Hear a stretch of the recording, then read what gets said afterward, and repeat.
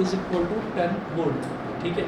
E is equal to 10 volt. तो ये जो है ना, ये आपको पता ही होगा कि ये जो इस तरीके से E लिखा जाता है इसको हम क्या बोलते हैं, EMF बोल देते हैं, EMF, ठीक है। अच्छा, अगर मान लीजिए कहीं पर हमको ये नहीं बताया गया कि लॉसेस कितने हो रहे हैं, तो जो EMF है वही वोल्टेज के बराबर होता है, वही V के बराबर होता है, ठीक है। अच्छा, work out the equivalent resistance of the circuit and the current in each resistor. तो एक तो इक्विवेलेंट रेजिस्टेंस यानी कि पूरा का पूरा जो सर्किट है उसका रेजिस्टेंस बताना है, और and the current in each resistor, और हर रेजिस्टर में करंट बताना है। तो इन्होंने क्या करा है, इन्होंने आपको करंट की वैल्यूज़ दे रखी है कि किस किस रेजिस्टेंस में करंट कितना कितना जा रहा है। तो सर्किट डायग्राम बनाएंगे पहले।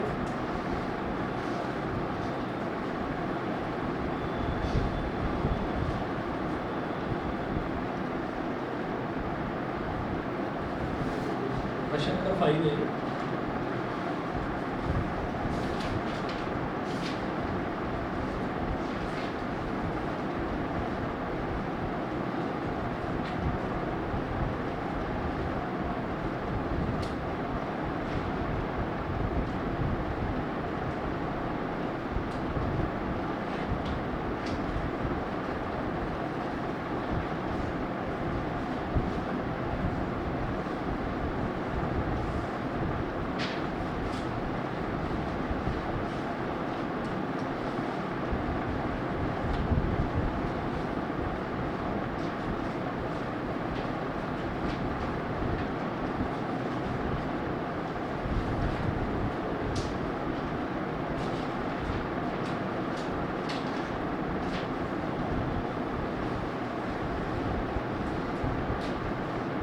R1,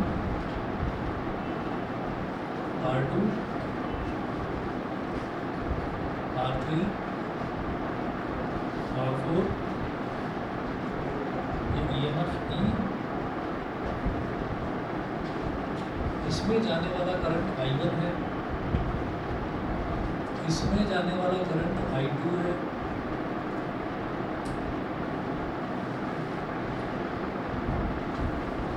इसमें I4 और इसमें I3, ठीक है। अब जरा देखिएगा कि ये जो बनाया गया है ना इस तरीके से, हमने ये कहा कि अच्छा वापस लौट करके ये जो करंट है घूम फिर कर ये वापस I1 ही आएगा, इसमें जो बैटरी है, बैटरी का EMF दे रखा है। EMF कितना दिया है उन्होंने आपको, EMF दे रखा है 10 वोल्ट। R1, R2, R3 सबकी वैल्यूज दे रखी है। तो देखिएगा R1 इज इक्वल टू 4 ओम,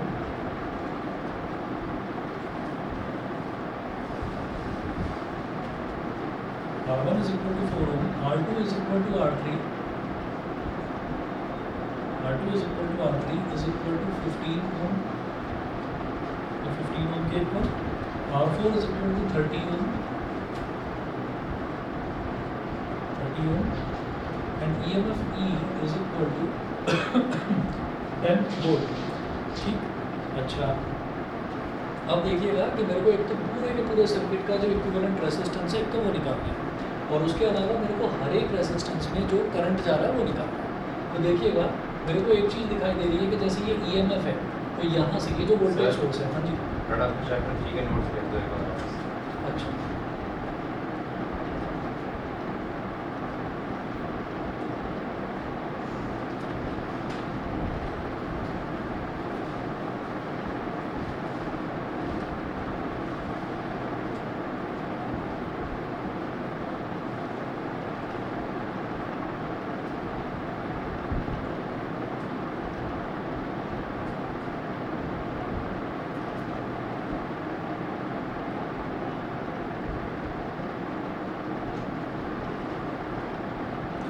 भेज दिए, बोल दो। अच्छा, अब आप ये देखिए कि R1, R2, R3, R4 ये उनकी सबकी वैल्यू दे रखी है। अब एक चीज़ यहाँ पर मेरे को दिखाई दे रही है कि अगर मैं इस वाले पॉइंट को फिक्स कर दूँ और इस वाले पॉइंट को फिक्स कर दूँ तो R2, R4, R3 ये तीनों के तीनों मेरे को पैरेलल में नज़र आ रहे हैं, ठीक है। ये तीनों के तीनों पैरेलल में नज़र आ रहे हैं। अच्छा, इनका जो पैरेलल कॉम्बिनेशन बनेगा वो पैरेलल कॉम्बिनेशन इस R1 के साथ में सीरीज में हो जाएगा, ठीक। तो हम क्या कहेंगे यहाँ पर कि इस पूरे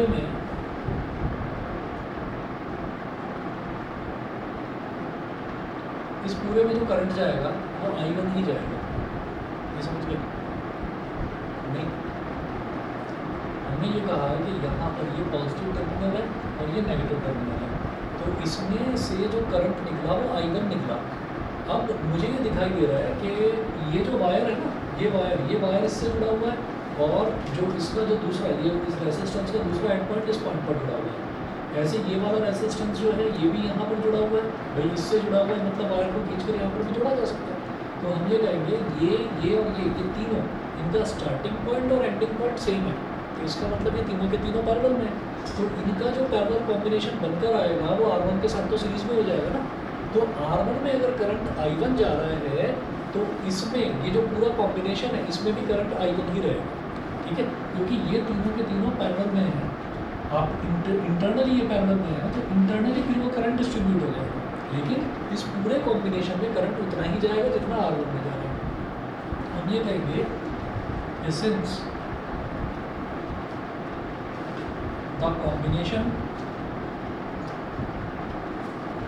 the combination of R2, R4, R3 and R3 is in series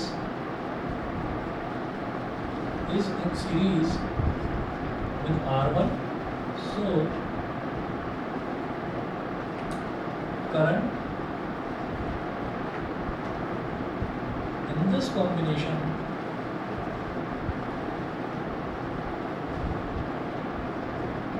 will be the same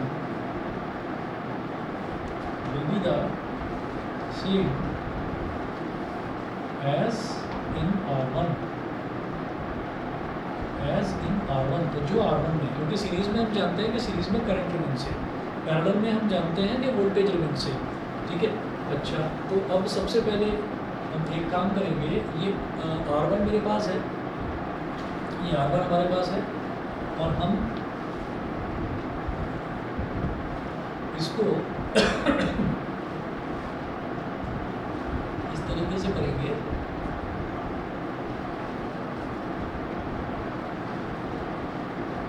यहाँ पर जाने वाली वोल्टेज हो गई V1, यहाँ पर जाने वाली वोल्टेज हो गई V1, और इस पूरे में रहने वाली वोल्टेज हो गई V2, ठीक है, इस पूरे में रहने वाली वोल्टेज V2 हो गई, क्योंकि R1 और ये पूरा कॉम्बिनेशन ये सीरीज में है, ठीक है। तो सीरीज में करंट विल रिमेन सेम, तो इसमें I1 करंट है तो भाई इसमें भी I1 होगा करंट, और इसमें वोल्टेज V1 है तो इसमें V2 होगा, क्योंकि वोल्टेज डिवाइड्स। यहाँ तक क्लियर है सभी को, ठीक है। अच्छा, अब इसके बाद एक काम करते हैं, R2, R4 और R3 इन तीनों को सबसे पहले R2, R4 और R3 इन तीनों को आप, इनका कॉम्बिनेशन आप निकाल लीजिए सबसे पहले, ठीक है, क्योंकि मुझे अभी ये नहीं पता कि ये I1 कितना है। तो I1 कैसे निकलेगा, पूरे सर्किट का रेजिस्टेंस निकाल लो, पूरे सर्किट का, वो निकालने के बाद पूरे सर्किट का वोल्टेज मुझे पता है, ठीक है। तो फिर मैं क्या करूँगा, I निकाल लूँगा, तो I क्या होगा, I1 होगा, I1 आ जाएगा, तो फिर मैं अगला वाला जो है V2, V1, ये सारी चीज़ें धीरे धीरे हम निकाल लेंगे। तो हम ये कहेंगे R2, R4 and R3 are in parallel, ये आपस में पैरेलल में हैं, ठीक है। जो अभी तक बताया वो सभी को क्लियर है ना, कि ये R1 और ये पूरा का पूरा जो बॉक्स है, यानी कि पूरा का पूरा जो कॉम्बिनेशन है ये सीरीज़ में है, ठीक है। तो फिलहाल मैं R2, R4 और R3 की बात करूँगा, अब इंटरनली इनको सॉल्व करेंगे। तो R2, R4 and R3 are in parallel, so 1/R2, 4, 3 is equal to 1/R2 plus 1/R4 plus 1/R3, 1/R2 plus 1/R4 plus 1/R3।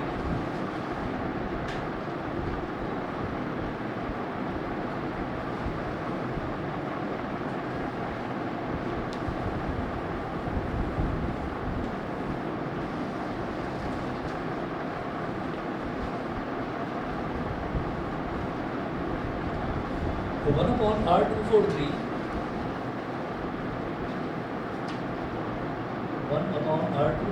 Is equal to 1/R2, R2 क्या है, R2 और R3 दोनों 15 है, और R4 है 30, 1/15 plus 1/30 plus 1/15, 1/15 plus 1/15 is 2/15 plus 1/30, 15 और 30 का LCM हो जाएगा 30, 15 2s are 30, 2 2s are 4, 30 1s are 30, 1 1s are 1, ये हो गया 5/30, तो 5 1s are 5, 5 6s are 30, तो R 2 4 3 is equal to 6 ohm. Now equivalent circuit.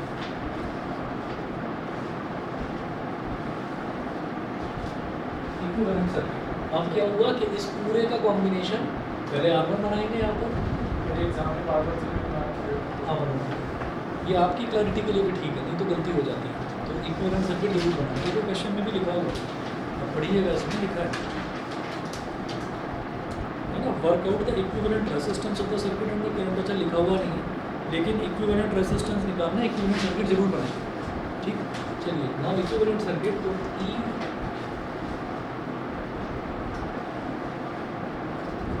यहाँ पर R1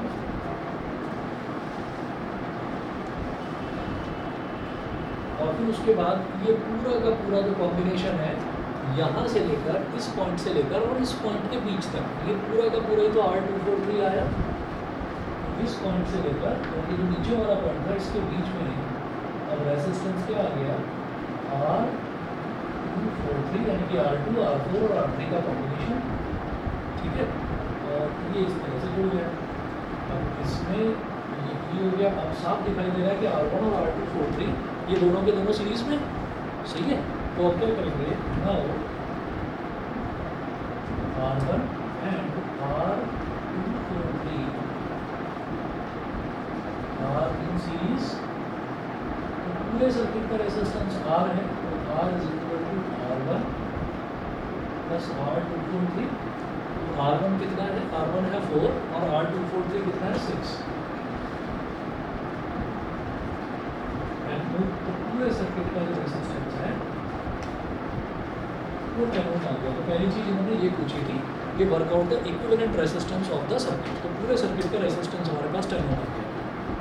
इसके बाद हमने ये कहा कि यहाँ से जो करंट निकल रहा था वो कितना निकल रहा था, I1 निकल रहा था, जब I1 निकल रहा था करंट, तो I1 तो सीधा सीधा R1 में तो सीधा सीधा जा रहा है, ठीक है, तो हमने ये कहा कि R1 और R243, R1 के अक्रॉस वोल्टेज ड्रॉप मैंने ले लिया था V1, करंट इसमें कितना जा रहा है I1, इसमें करंट इसमें भी I1 जाएगा क्योंकि सीरीज, और इसके अक्रॉस वोल्टेज है उसको V2 बोल दीजिए, ठीक है, V2 बोले, एक काम करो V243 बोल दो, V243 बोल दो,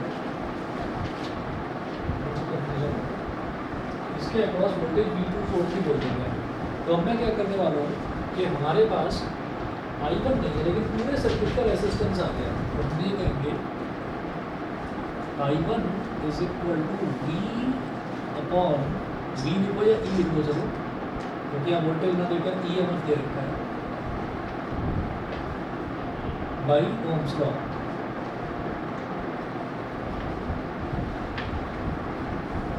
by Ohm's law, I1 is equal to E upon R1, यहाँ तक बता दीजिए, यहाँ तक समझ गए, ठीक है। हाँ जी, ऑनलाइन वाले बता दें भाई, यहाँ तक क्लियर है?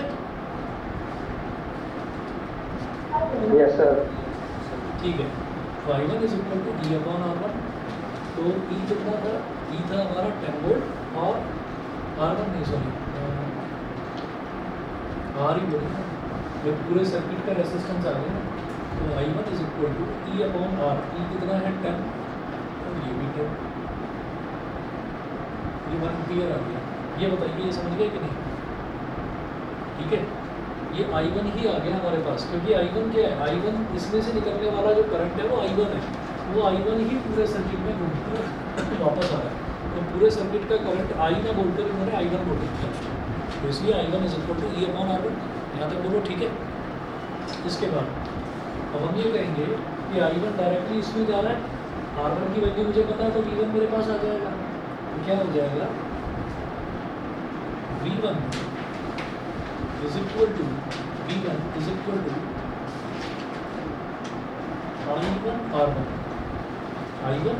I1 हमारे पास आ गया 1 एम्पियर, और R1 हमारे पास कितना है 4 ohm, 1 into 4 is equal to 4 volt. अभी वोल्टेज डिस्ट्रीब्यूट होता है, वोल्टेज डिस्ट्रीब्यूट होता है तो वोल्टेज सीरीज में current remain same and voltage divides. तो वोल्टेज जो है वो पूरा कितना था, 10 वोल्ट था। अब ये 10 वोल्ट तो डिवाइड होगा तो इसमें 4 वोल्ट है, तो वही यहाँ पर ये V2 कितना हो जाएगा, 6 वोल्ट। ठीक, तो हम ये कहेंगे since in series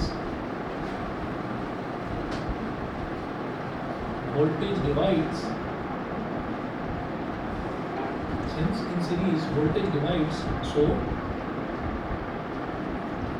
V1 plus V243, यहाँ पर दो ही तो सर्किट बन गए, मतलब दो ही तो रेसिस्टेंसेस आ गए, एक R1 और एक R243। तो इसका वोल्टेज और इसका वोल्टेज वो टोटल EMF के बराबर हो गया। तो V1 plus V243 is equal to total voltage of the circuit जो कि EMF E के इक्वल है। अभी V1 कितना 4 plus V243 is equal to 10, V243 is equal to 10 minus 4 यानी कि 6 वोल्ट। तो V243 ये हमारे पास 6 वोल्ट आ गया। यहाँ तक बता दीजिए, यहाँ तक ठीक है। अब इसके बाद now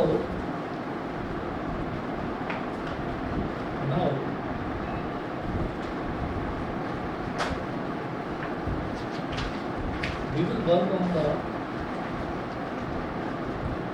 combination of R2, R4 and R3। अब इसके कॉम्बिनेशन पर काम करेंगे। तो R2, R4 और R3 ये तीनों के तीनों आपस में पैरेलल में हैं, ठीक है, ये तीनों आपस में पैरेलल में हैं। तो अभी आप ये देखिए कि R243 में जाने वाला करंट है I1, ठीक है। तो मैं R243 को जो इस तरीके से बना हुआ है, ये थोड़ा सा ऐसे बना हुआ है, इसको मैं थोड़ा ऐसे करके बना रहा हूँ।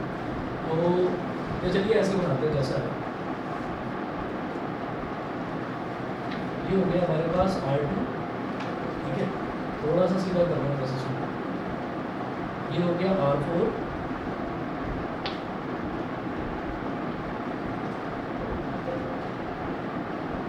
और ये हो गया R3, ठीक है। R2, R4, R3 तीनों के तीनों पैरेलल में, अब दिख भी रहे हैं पैरेलल जैसे।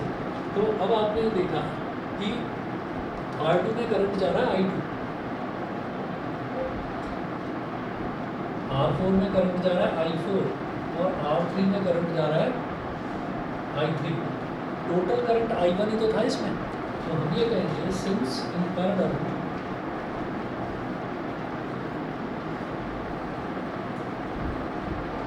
Voltage remains same, voltage remain same. तो जो ये है इसमें भी वोल्टेज कितनी जाएगी, V243, इसमें भी वोल्टेज कितनी जाएगी, V243, और इसमें भी वोल्टेज कितनी रहेगी, V243। यानी कि ये जो 6 वोल्ट है इसमें भी 6 वोल्ट, इसमें भी 6 वोल्ट, इसमें भी 6 वोल्ट, सही है, ठीक है। अच्छा, अब R2 हमारे पास है, V243 वोल्टेज भी है हमारे पास, तो हमारे पास करंट जो है वो I2, I4, I3 निकल जाएगा, ठीक। तो since in parallel voltage remain same and current divides,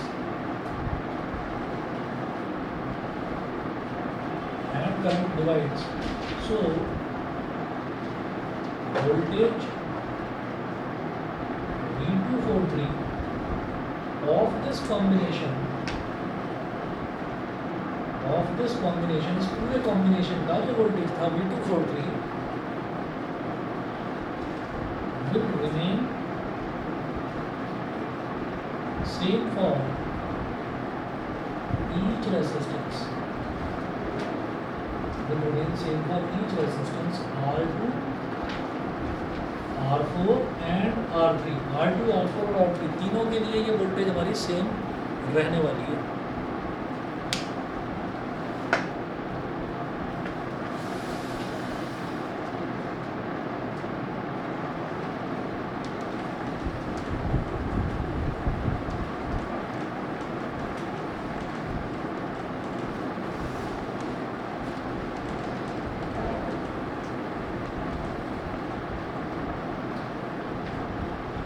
ठीक है। एंड पूरे सर्किट में करंट कितना था, पूरे सर्किट में करंट था I1, I1 करंट था, तो I1 ही तो डिस्ट्रीब्यूट हुआ, I1 is equal to I2 plus I4 plus I3, वही तो डिस्ट्रीब्यूट हुआ। तो हम ये कहेंगे I1 is equal to I2 plus I4 plus I3। खैर इसकी मेरे को फिलहाल ज़रूरत नहीं है, इसको अभी ऐसे ही रखें। ये तो मैं लास्ट में वेरीफाई करने के लिए देखूंगा कि मैंने सही करा है या गलत करा है। तो I2 कैसे निकलेगा भाई? करंट क्या होता है? Voltage upon resistance. तो V243 अपॉन R2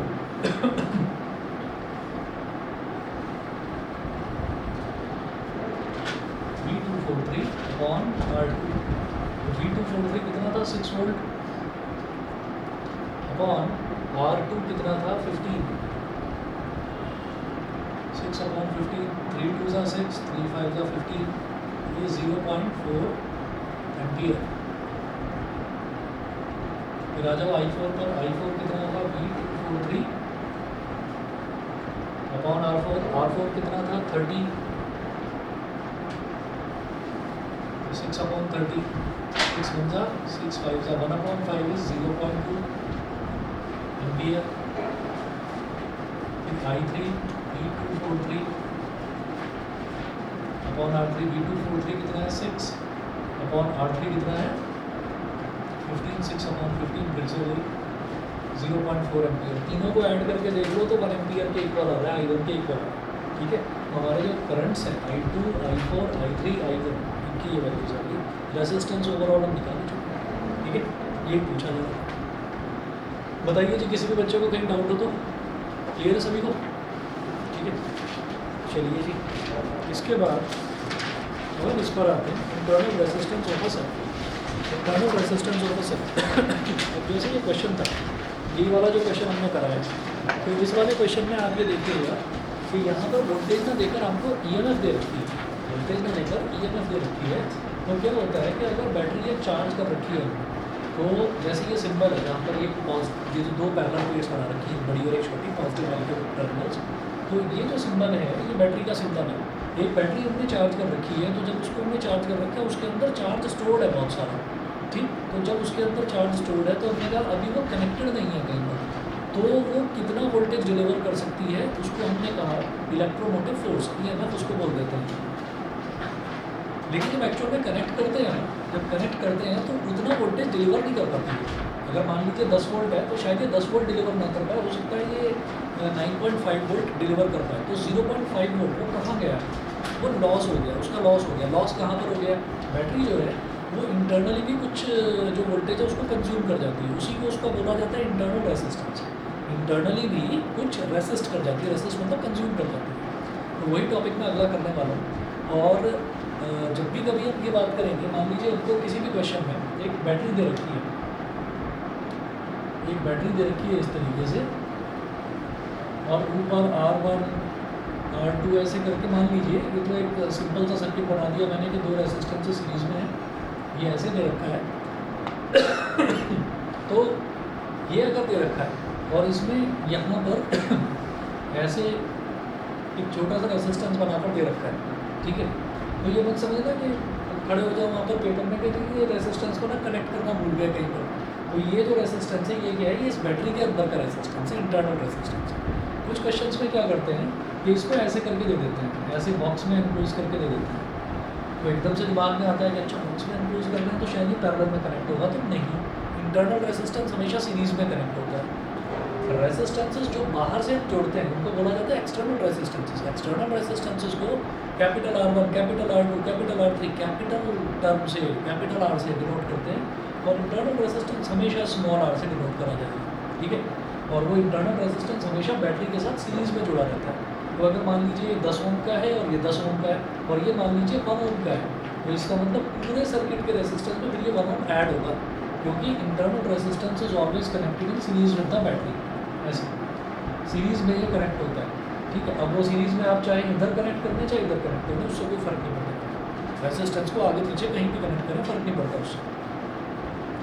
अब मैं आगे चलता हूँ, देखिएगा वही चीज़ जो मैंने आपको बताई है वही नोट्स में है। The resistance offered by the electrolyte of a cell to the flow of current between its electrodes is called internal resistance of the cell. अब ये इंटरनल रेजिस्टेंस आता कैसे? बैटरी का इलेक्ट्रोलाइट, जैसे आपने आजकल देखा होगा निकल cadmium battery, lithium ion battery, mobile phones में यूज़ होती है लिथियम आयन बैटरी। तो ये जो बैटरीज़ हैं ये इंटरनली कंज्यूम कर लेती हैं इलेक्ट्रिसिटी। इंटरनली कंज्यूम करा तो वो उनका कुछ अंदर वोल्टेज ड्रॉप हो जाता है।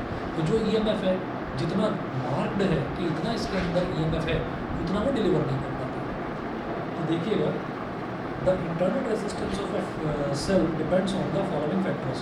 फर्स्ट है nature of the electrolyte. Electrolyte किस तरीके से है, ऐसा तो नहीं है कि कहीं बहुत ज़्यादा वोल्टेज वही कंज्यूम करे दे रहा है और एक्सटर्नल सर्किट को कुछ प्रोवाइड ही नहीं कर पा रहा है। तो नेचर पर डिपेंड करता है। दूसरा, it is directly proportional to the concentration of the electrolyte कि इलेक्ट्रोलाइट कितना ज़्यादा है उसके अंदर, बैटरी के अंदर कितना ज़्यादा इलेक्ट्रोलाइट है।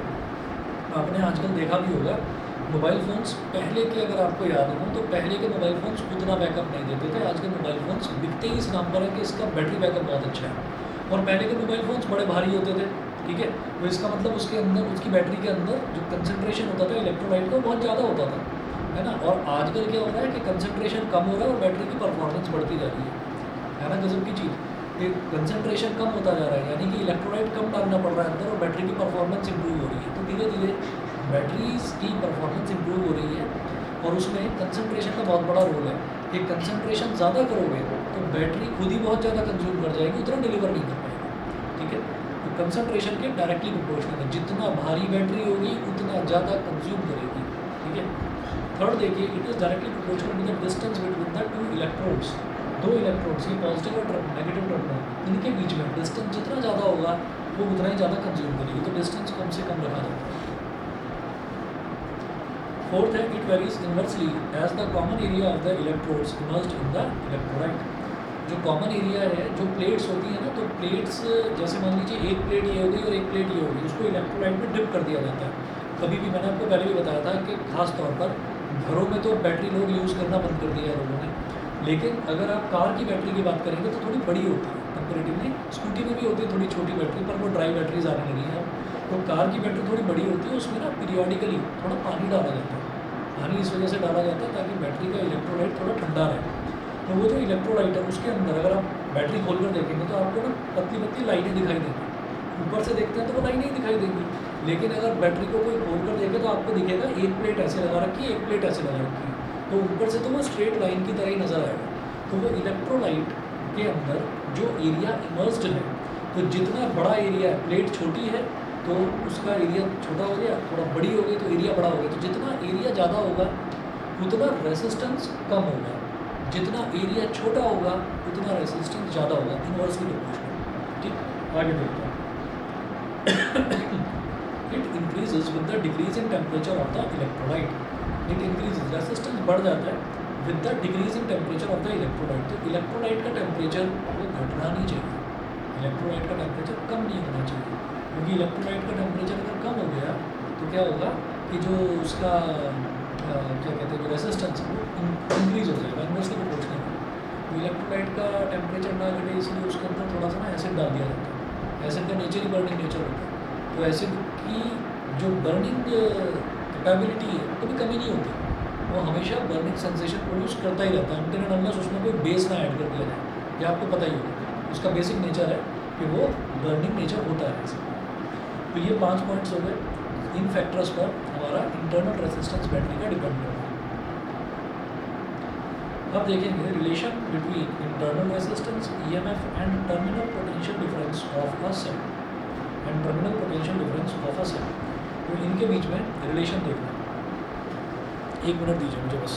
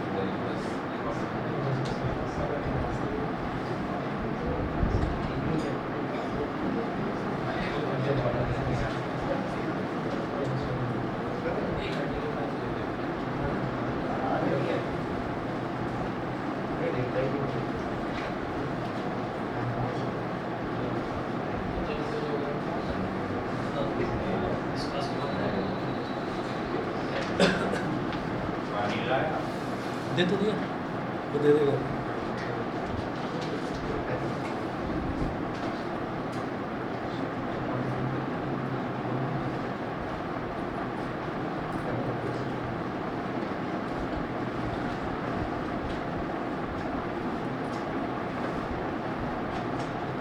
चलिए जी, अब हमें देखना है relation between internal resistance EMF and terminal potential difference of a cell. So consider a cell of EMF E and internal resistance small r connected to an external resistance capital R as shown in figure. ठीक है, अब जरा देखिएगा क्या है।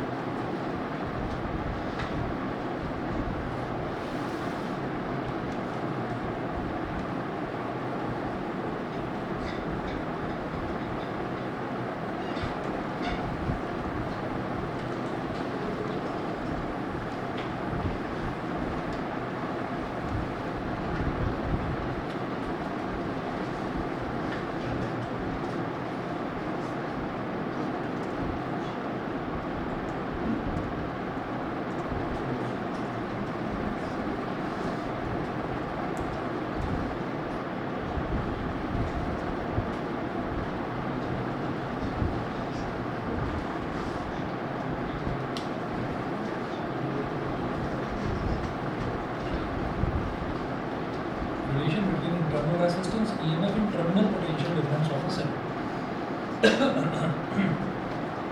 तो हमने क्या करा, एक तो रेजिस्टेंस बना लिया कैपिटल R,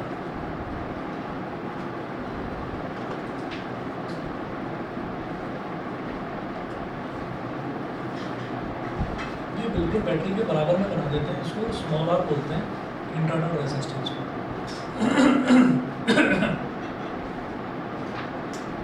ये है प्लस माइनस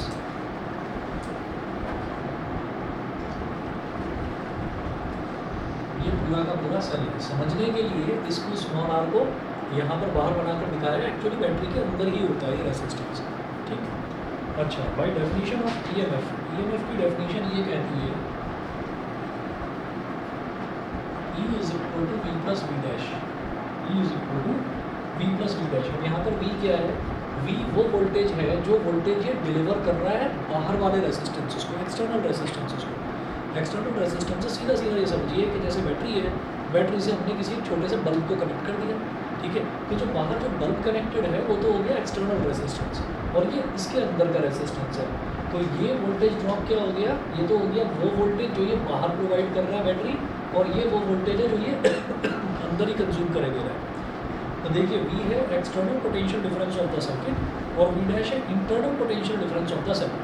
ठीक है, इसी वजह से हम ये कहते हैं कि थोड़ा सा इंटरनली मान लीजिए 0.1 वोल्ट उसने कंज्यूम कर लिया और 10 वोल्ट की बैटरी है, तो बाहर वो 9.9 वोल्ट डिलीवर करेगा। ठीक है, अब तक हमने जितने भी क्वेश्चन करे थे उन सब क्वेश्चंस में हम ये मानकर चल रहे थे कि जो हमारे पास बैटरी है वो आइडियल बैटरी है, जितना उसका वोल्टेज दे रखा वो पूरा का पूरा उतना का उतना ही वोल्टेज डिलीवर कर रहा है।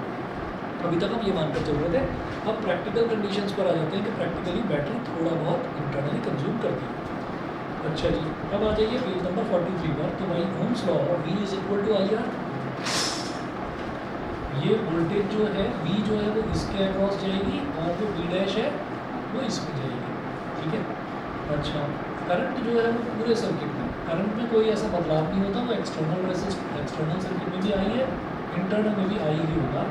तो V is equal to I capital R और V डैश is equal to I small r, V डैश is equal to I small r। Therefore E is equal to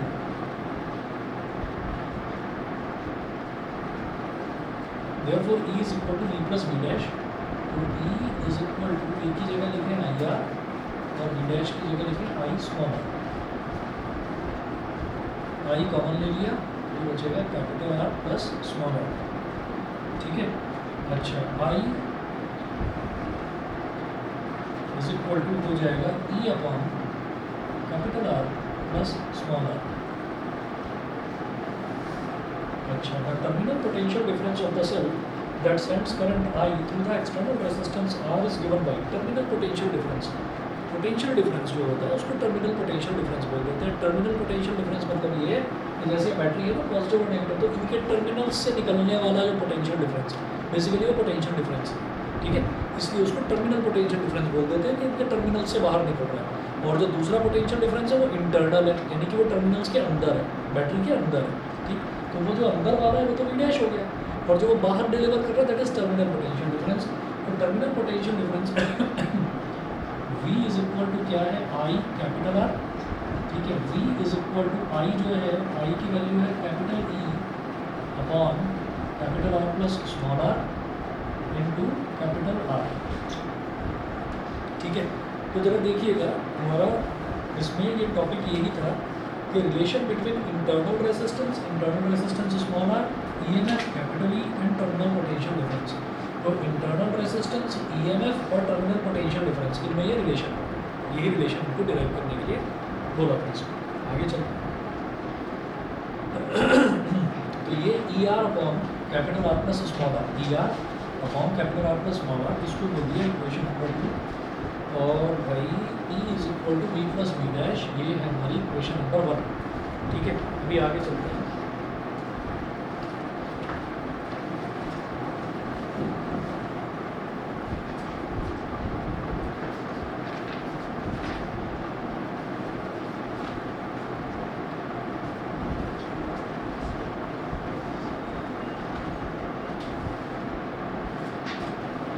चलिए, तो E is equal to V plus V dash, ये हमने देखा equation number 1 था।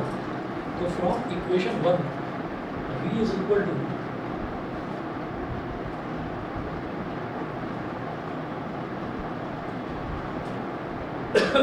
V की value E minus V dash हो जाएगी, E माइनस V डैश, और यहाँ से वैल्यू रखेंगे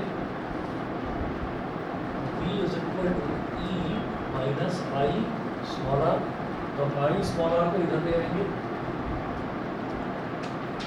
E माइनस V। मतलब मैं इसमें क्या करना चाह रहा हूँ, मैं इसमें जो स्मॉल r है, इंटरनल रेजिस्टेंस जो है वो E और V के टर्म्स में निकालना चाह रहा हूँ।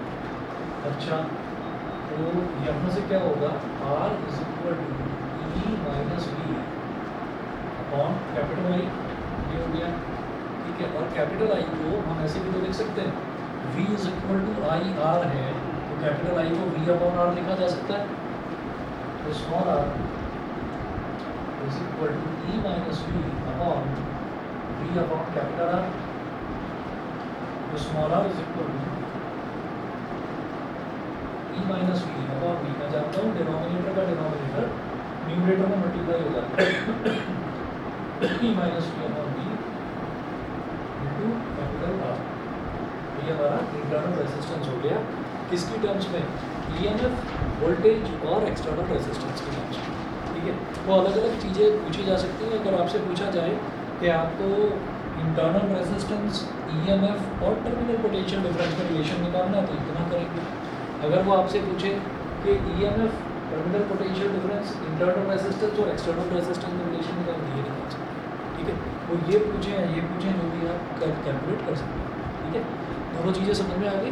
बस सीधा सीधा इतना याद रखना है कि EMF जो है वो V प्लस V डैश के इक्वल है। V क्या है, जितना वोल्टेज वो बाहर डिलीवर कर रहा है, और V डैश कितना है, जितना वोल्टेज ड्रॉप अंदर ही हुए जा रहा है इलेक्ट्रोलाइट की वजह से, ठीक है, इंटरनल रेजिस्टेंस की वजह से। अब स्पेशल केसेस देखिए, स्पेशल केसेस क्या है, when cell is an open circuit. When cell is an open circuit, open circuit का मतलब क्या है कि यहाँ से मैंने कनेक्शन हटा दिया, ओपन सर्किट है ये, ठीक है। तो जब ये ओपन सर्किट है तब उस केस में क्या होगा, I इज इक्वल टू 0, जो करंट है करंट फ्लो ही नहीं करेगा क्योंकि आपने वायर को बीच में से डिस्कनेक्ट कर दिया या काट दिया, ठीक है। तो special cases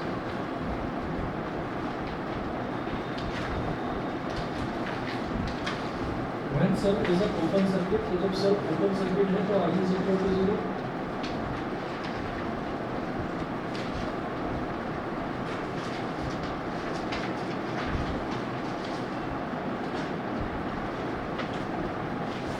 I is equal to 0, ठीक है। तो V ओपन, इसको ऐसे लिख देंगे, V open is equal to E, V open is equal to E।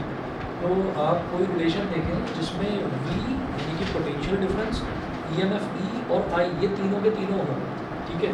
तो तीनों के तीनों मेरे को इसमें दिखाई दे, E, V और I तीनों में दिखाई दे रहे हैं। अब I अगर हमारा 0 हो गया, इसको मैं क्या बोल सकता हूँ, E minus V is equal to I R, तो यहाँ से आप ये देखेंगे कि E minus V is equal to I R, ये है।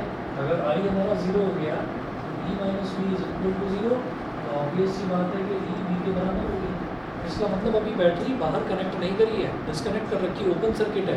तो ईएमएफ ये कह रहा है कि हाँ मैं तो सारा का सारा डिलीवर करने को तैयार हूँ, जितनी मेरी पोटेंशियल है ईएमएफ जितना भी है मैं पूरा का पूरा डिलीवर करने को तैयार हूँ। लेकिन जब बाहर कनेक्ट किया जाता है तब internal resistance comes into existence, तब इंटरनल रेजिस्टेंस जो है वो अंदर ही कंज्यूम करने लगता है, थोड़ा सा वोल्टेज ड्रॉप अंदर ही होता है।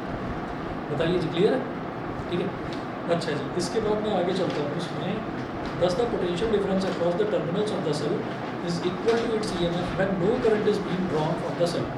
और सेकंड है